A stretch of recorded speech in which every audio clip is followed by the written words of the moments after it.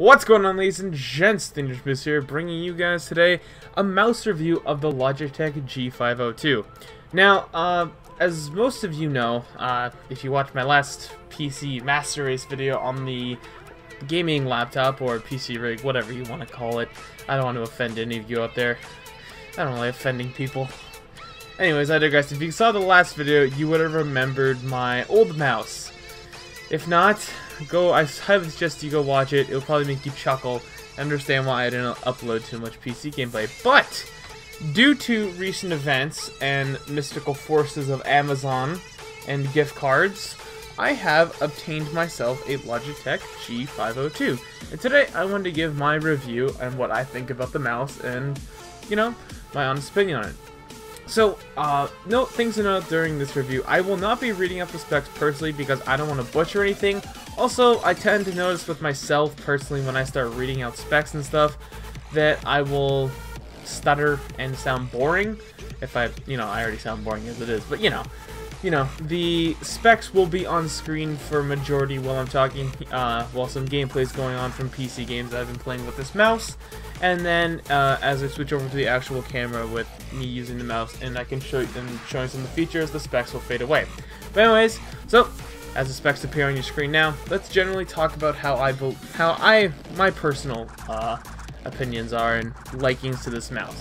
Well, honestly, I can't really complain about it all too much. The only thing, I'm going to start off with the things I don't like, because there's just really two major things that I really didn't like. One is the scroll wheel. And now, I know you're probably like, Moose, what the hell does that mean? And if you guys have probably seen other reviews, you probably heard the same thing. Now, there is a little lock kind of mechanism, but I'll talk about it in a second. See, there's two settings for the scroll wheel. Really, really fast and controllable. And as you'll see, I'll cut over into some footage here of me actually using the scroll wheel and demonstrating it. As you can see, once I click the button, the scroll wheel goes like hyper fast and doesn't stop. And then once I click the button again, it stops and is more controllable. So, honestly, the only thing it really bothers me with is when I'm navigating a web page, sometimes the scroll wheel will just scroll back on its own after it's done spinning a little bit. And I've had some jokes with Vic, as you guys seen a couple times on the channel, where it keeps scrolling the scroll wheel, and we've been timing it. It's just a blast. It's so much fun. But honestly, that's my only gripe with it. It's a very smooth scroll wheel. It goes very fast. But honestly, nothing that lock can't fix once you click it on. It makes it it literally stops from spinning, as you guys saw, much more reliable. So, let's talk about the mouse itself. The stock mouse itself is very light. Now, I put the weights in it because I have a heavier hand and I was used to a heavier mouse. It just felt unnatural to me. So I said, well, no point in me adjusting that, let's fix that. So I currently have 3 of the weights in there that come with the mouse. As you'll see on screen right now, we're going to cut into me installing, showing you guys how the weights work and all that fun jazz with the power of editing. Boom, Sony Vegas, we love you. So, talking about it more, the mouse is very light, I can't lie.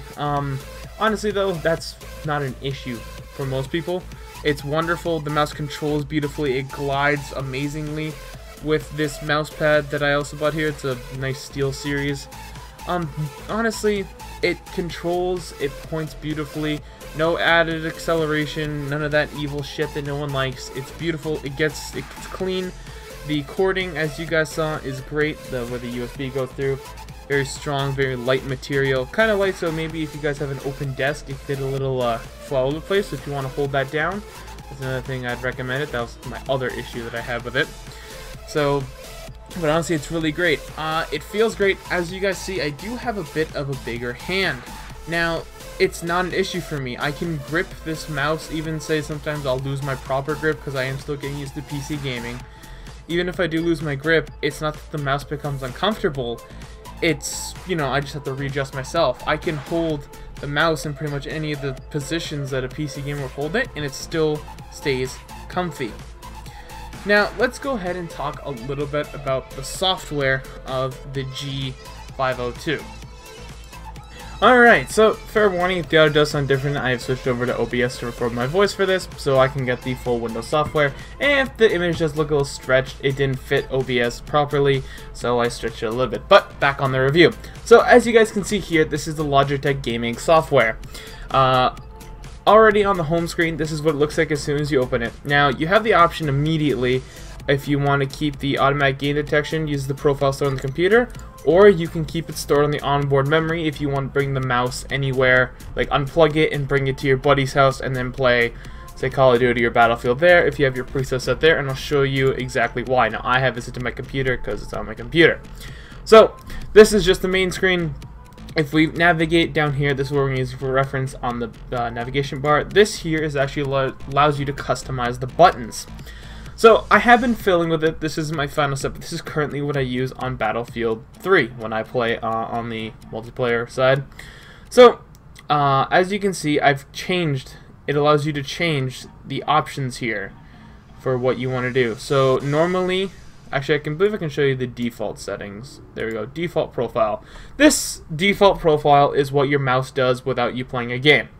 So this, when you're navigating web page, back, forward, this allows you to change your DPIs, increase your DPI, decrease your DPI, increase your DPI, left click, right click, the standard shit as you can imagine. This button here, well, it's middle click. I don't know what's talking about this button here, but I believe it's this button here that releases, as you can see here, where my, as you saw earlier, this is the button that relates to releasing the scroll wheel. I don't know why I couldn't think, and that is, obviously it can't be customized. This here is another button that just allows you to be customized as well. So that's just your default layout. Now once again, you can customize it for any game. So you want to switch with your mouse, say you want to go with your side click on your middle mouse there. You want to change that to weapon 1. Okay, well all you have to do is there's actual presets. When they locate games, if you go into, I believe this is the option, see you can scan for your games, and it will have registered games. Now it won't have all games, so it will only have some that they've gotten the command key layouts for. I don't know why I couldn't think that, I'm so sorry. But they've got the command keys laid out, so they know if you want to remap something, they already have everything saved. I'm not going to go through all the games because it's a lot, but obviously you can take a scroll through on your own if you do decide to pick up this mouse, or you can even download the software, I believe, and still look through it even if you don't have the mouse. Not 100% sure, don't hold me to that. Okay, so once you select a game like Battlefield 3, you can go ahead and go to your weapon 1. You can assign a multi-key just in case, so you don't want any accidental clicks. You can assign it to activate 1 on your keyboard. 2, this is what I used to use my knife, so it's quick on the finger, so I don't have to release pretty much the layout that I have for this is so I don't have to release my fingers too often from the keyboard or the movement, so I can have maximum movement and maximum control with my mouse. I keep saying keyboard. And it ultimately makes, but obviously you can customize it to however you want. So the same thing allowed for Call of Duty games. So, that's single player. So this is what I would have for, say, if I'm playing Modern Warfare 3 on the PC. Haven't set anything up for CSGO, but I know CSGO is huge. I haven't even changed anything yet. It's still the default layout, but as you can see here, where the commands is, it allows you to set, to automatically set keys that they have pre-set up. So you can auto buy, bombs, buy menus, chat, choose teams. The list goes on, flashbangs, HE grenades. The list goes on, and it's different for every game. So if you want to go play, say now, we go to Modern Warfare 2 multiplayer, as you can see, it's different, and we go to Battlefield 3, and it's different once again. Actually, very different. Battlefield has a lot of keys. So, moving on, this is where your DPI, this is your lighting settings. I clicked on the wrong one. This is your DPI settings, my mistake. So, with the DPI settings, obviously, well, you adjust your DPIs. You can set different levels, which on the initial button here, if we just go back, we can go back to the default profile. Right quick, this here, the DPI shift, will allow you to change between the different levels you have. Now, I only have one level, because like I said, I'm still getting used to levels and stuff, and I don't want to accidentally click that. Honestly, I don't like it. This is my preferred level, but if you need multiple levels for different games, you can go ahead and set up to 5 levels. Now I'm going to go ahead and decrease that, just because that's me. And obviously, the only issue that I have with this is that once you increase the DPI, as you can see, my mouse, it increases the DPI as you go along, which is kind of crummy, personally, but it could be worse. maybe would have been better if they would have just made it so that it only applies once you press save and you're comfortable with it, or it lets you test it and pretty much stuff like that. So moving on, we have the lighting settings. You can add a breathing effect. It just makes the G pulsate, which should be coming on your screen now. And then you can honestly adjust the intensity, how fast you want it to happen, DPI lightings, all that. Just the added little bling. I usually keep it off just because I don't want to burn out the light because I'm a pussy like that. This here is something absolutely awesome as we move on. This here is the calibration that allows you to pretty much calibrate any surface to your G502. So, as you can see here, I have my SteelSeries mouse pad, and they also have the presets for their other cloths that they have out there.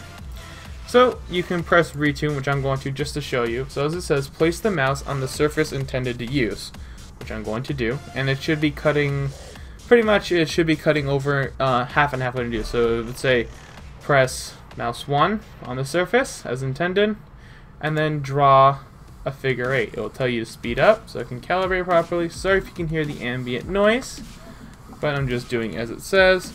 The lights on the side where the DPI shift should go green. Center the mouse and release. It will analyze. And congratulations, it has been tuned for maximum tracking on the surface, which is wonderful. Woo! Look at that go. And then this here on the very last surface, pretty much on the hotkeys here, it allows you, I just ran it quick, as you can see, a 6-second test, but pretty much this is for you guys that want to see what you really use when you click on your mouse the most, just for, I guess, general purposes.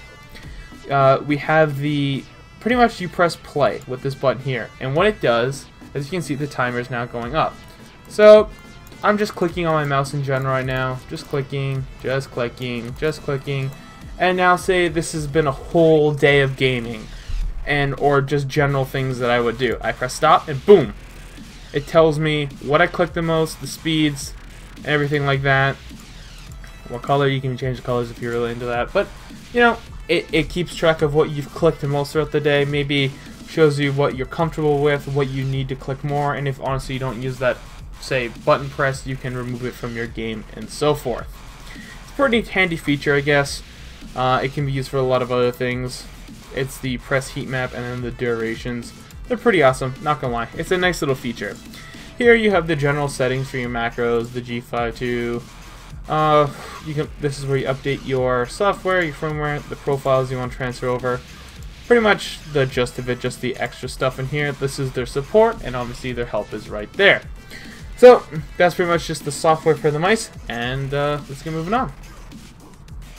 So, as you guys saw from the demonstration of the mouse, the software, this mouse is clearly well thought out and very well done. Honestly, my only complaints are just that, once again, that scroll wheel and that the wires with the USB is very light. Nothing too much to complain about. Very precise, very accurate, very, very, very, very satisfying. Definitely a thumbs up in my books. Highly suggest you guys check it out. On the Logitech website, it does retail for $9.99. I believe that was set to Canadian currency. I'm not 100% sure.